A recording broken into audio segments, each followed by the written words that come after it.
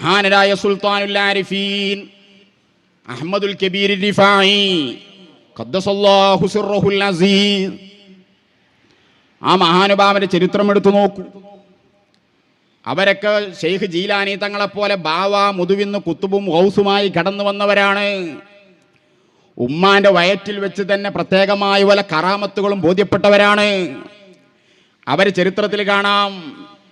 അവരുടെ അമ്മാവൻ തന്നെ മൻസൂർ എന്നവർ വലിയ വലിയായിരുന്നു.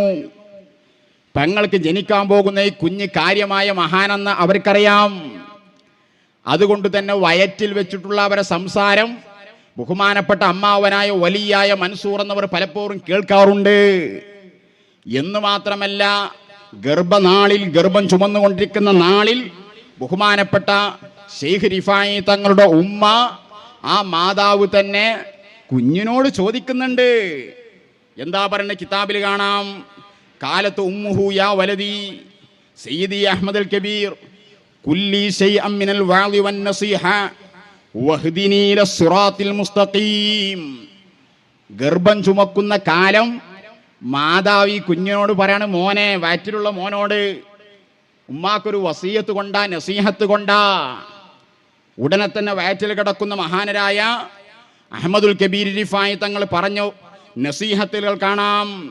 ദാവിമി ത്വഹാറ, ദാവിമി സൗം, ദാവിമി സുഖൂത്ത്, ദാവിമിൽ ഖൽവ, ദാവിം ദിക്റുല്ലാഹി മഅൽ ഇഖ്ലാസ്. ഉമ്മാനോട് പറയാം, ഉമ്മ എപ്പോഴും വുദൂഓട് ശുദ്ധിയോടുകൂടി നടക്കണം. അനാവശ്യ സംസാരങ്ങളിലേക്ക് പോകാൻ പാടില്ല. അള്ളാഹുവിൻ്റെ ദിക്റിനെ പരമാവധി പെരുപ്പിച്ചുകൊണ്ടിരിക്കണം. ഇതൊക്കെ ഉമ്മാക്ക് വയറ്റിൽ കിടക്കുന്ന കാലം ഷെയ്ഖ് അഹ്മദുൽ കബീർ റിഫായി എന്നവർ കൊടുത്ത നസീഹത്താണ്. അസ്സലാമു അലൈക്കും. പ്രിയമുള്ളവരെ, അബ്ദുസ്സമദ് അൻവരി എന്ന് പറയുന്ന ഈ കുരുവട്ടൂരി പറയുന്നത് റിഫായി ഷെയ്ഖ് അദ്ദേഹത്തിന്റെ ഉമ്മയുടെ വയറ്റിൽ കിടക്കുന്ന സമയത്ത് തന്നെ സംസാരിച്ചു എന്നുള്ളതാണ്. പ്രിയമുള്ളവരെ, ഇത് പച്ചക്കളവാണ്, കല്ലുവെച്ച നുണയാണ് എന്നുള്ളത് ഒരുവിധം അന്തം ബോധമുള്ളവർക്ക് മനസ്സിലാവും. ഏതെങ്കിലും ഒരു തമിഴൻ ഏതെങ്കിലും ഒരു മാലയിൽ എന്തെങ്കിലും എഴുതി എന്ന് പറഞ്ഞിട്ട് അതിന്റെ പിന്നാലെ പോകേണ്ടതില്ല. അള്ളാഹുവിന്റെ റസൂലായിരുന്ന ഈസബിന് മറിയം, ഈസാ നബി അലൈഹിസ്സലാത്തു വസ്സലാം തൊട്ടിലിൽ കിടന്നാണ് സംസാരിച്ചിട്ടുള്ളത്. മുഅ്ജിസത്തിനേക്കാൾ വലിയ കറാമത്തുള്ള വലിയ വലിയ ഔലിയാക്കന്മാരാണ് ഇവർ പരിചയപ്പെടുത്തുന്നത്. എന്നിട്ടോ പറയുന്നത് വയറ്റിൽ കിടക്കുമ്പോൾ തന്നെ കുത്തുബാന്നാ പറയുന്നത്. പ്രിയമുള്ളവരെ, ഇവരുടെ കള്ളത്തരങ്ങൾ എഴുതി വെച്ച മാലയിൽ എഴുതിയിട്ടുള്ളത് എന്താണ്? ബാബ മുതുവിന്ന് കുത്തുബായി വന്നോവർ ബാണം മാതേളിയിലും കേളി മികച്ചോവർ എന്ന് പറഞ്ഞുകൊണ്ട് ബിൽ കുത്തുബ് റബ്ബാനി എന്നും പറഞ്ഞ് പാടിയും കൊണ്ടിരിക്കണ ഈ ആളുകള്, ഇവര് ഏതോ ഒരു ചെങ്ങായി എന്തോ എഴുതി വെച്ച് നമ്മൾ പല വീഡിയോയിൽ പറഞ്ഞതാണ്. എന്നിട്ട് അതും വിശ്വസിച്ചുകൊണ്ട് അത് പാടി പുകഴ്ത്തി നടക്കുകയാണ്. ഇപ്പോ ബാബാ മുതുവിന്ന്, വാപ്പാന്റെ മുതുവിലിരിക്കുന്ന സമയത്ത് തന്നെ, ആ റൂഹായിരുന്ന സമയത്ത് തന്നെ കുത്തുബാണെന്നാ പറഞ്ഞത്. പ്രിയമുള്ളവരെ, ഒരു മനുഷ്യൻ, ആ മനുഷ്യന്റെ പിറവി കൊണ്ട് എന്തെങ്കിലും പ്രത്യേകതയുണ്ടെങ്കിൽ അത് ഈസാ നബി അലൈഹി സ്വലാത്തു വസ്സലാമയ്ക്ക് മാത്രമാണ്. പിന്നെ സൃഷ്ടിപ്പ് കൊണ്ട് രണ്ടാളുകളുണ്ട്. അത് ആദം നബി അലൈഹി സ്വലാത്തു വസ്സലാമയും ഹവ്വ ഉമ്മയുമാണ്. അവരുടെ സൃഷ്ടിപ്പില് പ്രത്യേകതയുണ്ട്. അത് ജനനമല്ല, സൃഷ്ടിപ്പായിരുന്നു. അല്ലാത്ത ഏതൊരു മനുഷ്യരുണ്ടോ അവരെല്ലാം സാധാ നമ്മയൊക്കെ പോലെ തന്നെയാണ് ജനിച്ചിട്ടുള്ളത്, മുത്ത് മുഹമ്മദ് മുസ്തഫ സല്ലല്ലാഹു അലൈഹി വസല്ലമയെ അടക്കം. എന്നാൽ അവരിൽ നിന്ന് പലരെയും അള്ളാഹു തിരഞ്ഞെടുക്കുന്നുണ്ട്.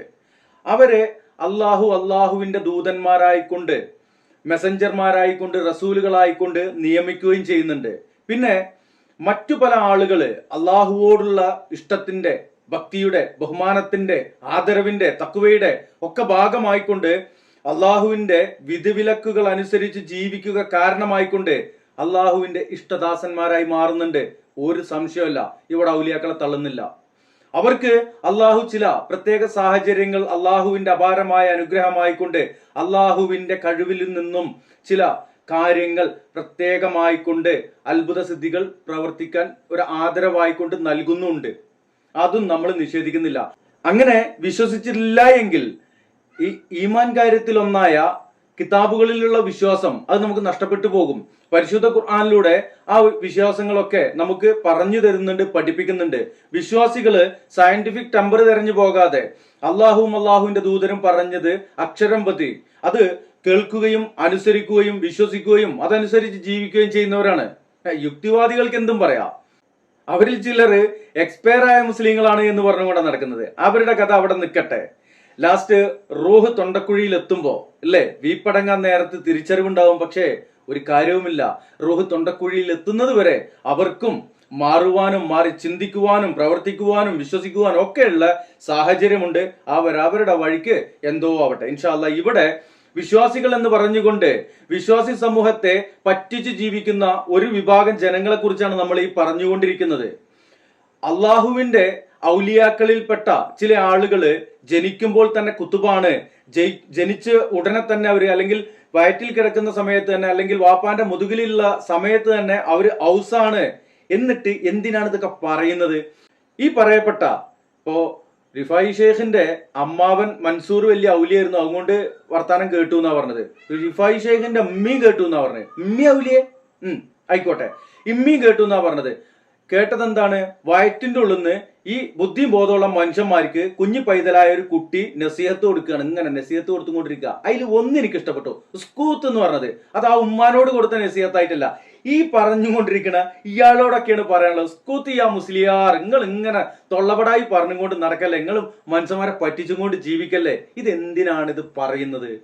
ഇവരെ വിളിച്ച് പ്രാർത്ഥിക്കുവാന്, ഇവരെ വിളിച്ച് പ്രാർത്ഥിച്ചുകൊണ്ട് ഇവരുടെ പേരിലുള്ള മാലയും അതുപോലെ കെട്ടുകഥകളും പറഞ്ഞു പ്രചരിപ്പിച്ചിട്ട് ഇവരെ വിളിച്ച് പ്രാർത്ഥിച്ചുകൊണ്ട് ഇവരുടെ പേരിൽ മൗലൂദ് ചൊല്ലിക്കൊണ്ട് ഇവരുടെ പേരിൽ ആണ്ടും നേർച്ചയും മറ്റുള്ള കാര്യങ്ങൾ നടത്തിക്കൊണ്ട് തിന്നാനും പണം സമ്പാദിക്കാനും അല്ലേ പിഴച്ച വിശ്വാസം പറഞ്ഞുകൊണ്ട് നടക്കുന്നത്. എന്നാല് അള്ളാന്റെ ഹബീബ് സല്ലല്ലാഹു അലൈഹി വസല്ലമയുടെ അള്ളാഹ് പറയാണ്, മരിച്ചവരെ കേൾപ്പിക്കാൻ നിനക്കാവില്ല എന്ന്.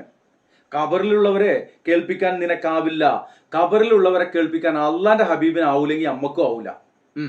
അള്ളാന്റെ റസൂലിന് തന്നെ കഴിയില്ല എന്നാ പറയുന്നത്. അള്ളാഹ് നമുക്ക് ആ വിഷയം ഒന്ന് കേട്ടിട്ട് വരാം. അല്ലാഹുവല്ലാത്ത ആരെ വിളിച്ച് ദുആ ചെയ്താലും അവർക്ക് ആ ദുആ കേൾക്കാൻ കഴിയില്ല എന്നാണ് പരിശുദ്ധമായ ഖുർആൻ എന്നെയും നിങ്ങളെയും പഠിപ്പിക്കുന്നത്. സൂറത്ത് റൂമിലെ 30-ാം അധ്യായത്തിലെ 52-ാമത്തെ വചനം, മുഹമ്മദ് നബിയെ താങ്കൾക്ക് മരിച്ചുപോയവരെ കേൾപ്പിക്കാൻ സാധ്യമല്ല. എന്റെ പ്രിയപ്പെട്ട സഹോദരന്മാരെ, എന്ന് സിയാറത്ത് ടൂറിന്റെ പേരിൽ CM മക്കാമിലേക്ക് പോകുന്നവരോട്, മുനമ്പത്ത് പോകുന്നവരോട്, മമ്പുറത്ത് പോകുന്നവരോട്, ലോകത്തിന്റെ അഷ്ടദിക്കുകളിൽ സിയാറത്ത് ടൂർ എന്ന പേരിൽ നടക്കുന്നവരോട് മനസ്സു തുറന്നൊന്ന് ചോദിക്കട്ടെ, എന്തിനാണ് CM മടവൂരിന്റെ മക്കാമിലേക്ക് ചെല്ലുന്നത്? അവിടെ ചെന്നിട്ട് CM മടവൂര് കച്ചവടത്തിൽ ബറക്കത്ത് തരണേ, ബിസിനസ്സിൽ ബറക്കത്ത് തരണേ, മോനെ നല്ല ബിസിനസ്, മോന് നല്ലൊരു ബിസിനസ് തുടങ്ങിയിട്ടുണ്ട്, അതിൽ ബറക്കത്ത് കൊടുക്കണേയല്ല, സ്വാലിഹീങ്ങളായ മക്കളെ തരണേയല്ല എന്നൊക്കെ അവരോട് പ്രാർത്ഥിക്കാനാണല്ലോ പോകുന്നത്. അള്ളാന്റെ റസൂലിനെ കുറിച്ച് അല്ലാഹ് പറയാൻ മുഹമ്മദ് നബി സല്ലല്ലാഹു അലൈഹി വസല്ലമക്ക് പോലും മരിച്ചുപോയവരെ കേൾപ്പിക്കാൻ സാധ്യമല്ല. പിന്നെ എങ്ങനെയാണ് സാധാരണക്കാരെ എനിക്കും നിങ്ങൾക്കും കേൾപ്പിക്കാൻ പറ്റുക? ഞമ്മക്ക് പറ്റൂല. ഈ അന്ധവിശ്വാസികൾക്ക് പറ്റുന്നുള്ളതാണ് പറഞ്ഞുകൊണ്ടിരിക്കുന്നത് മൗലവി. എന്തായാലും അവരുടെ അന്ധവിശ്വാസം അവരിൽ നിലനിർത്തിക്കൊണ്ട് തന്നെ നമുക്ക് പറയാം, അവരുടെ വിശ്വാസം നമുക്ക് തിരുത്താനൊന്നും കഴിയില്ല. കാര്യം അവർക്കിതെല്ലാം അറിയാം.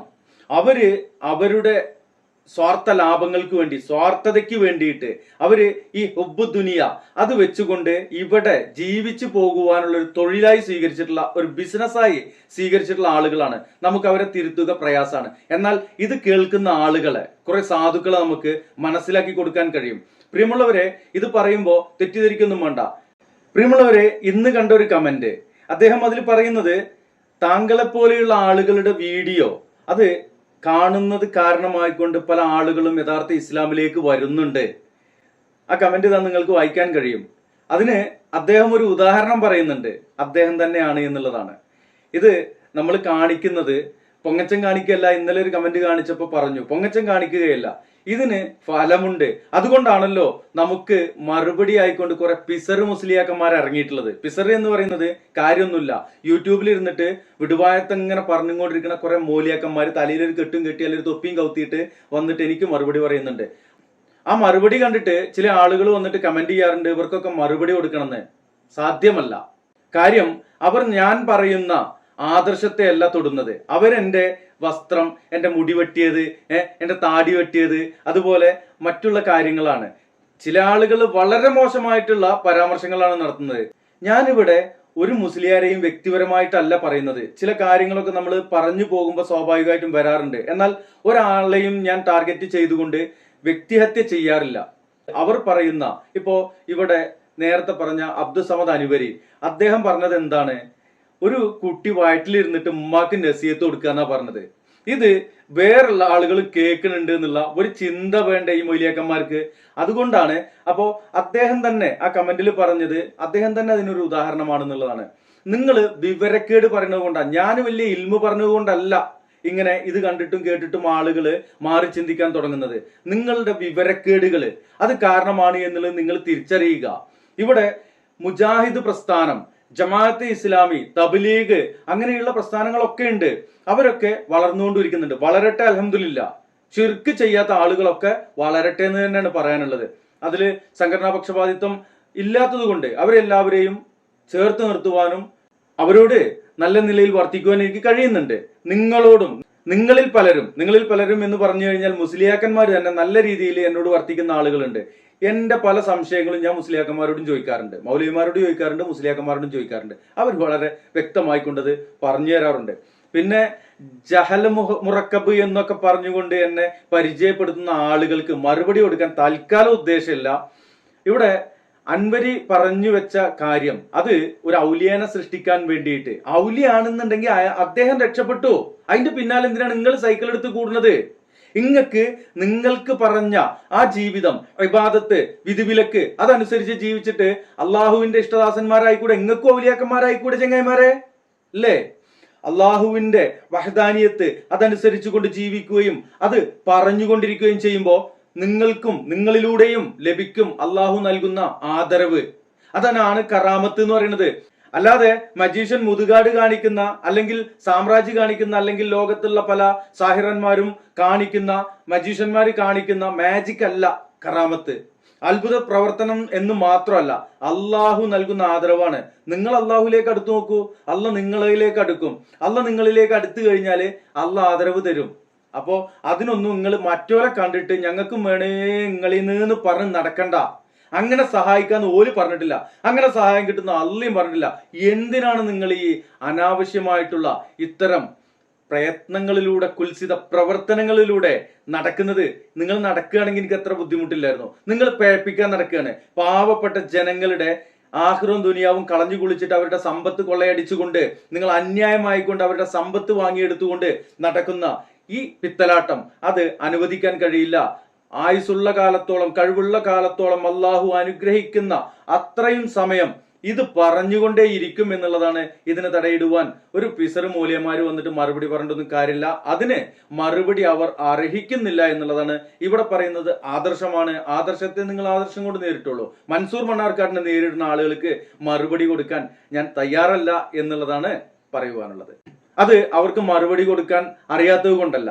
ഈ മന്ദിക്കിന്റെ കിതാബ് ഓതിയിട്ടുള്ള ആളുകൾ സത്യം മനസ്സിലായാൽ പോലും ഞങ്ങൾ സത്യം സ്വീകരിക്കില്ല എന്ന് ആ ഒരു അടിയുറച്ച, ആ ഒരു വൃത്തികെട്ട വിശ്വാസമായിട്ട് നടക്കുന്ന ആളുകൾക്ക് മറുപടി കൊടുത്തിട്ട് കാര്യമില്ല.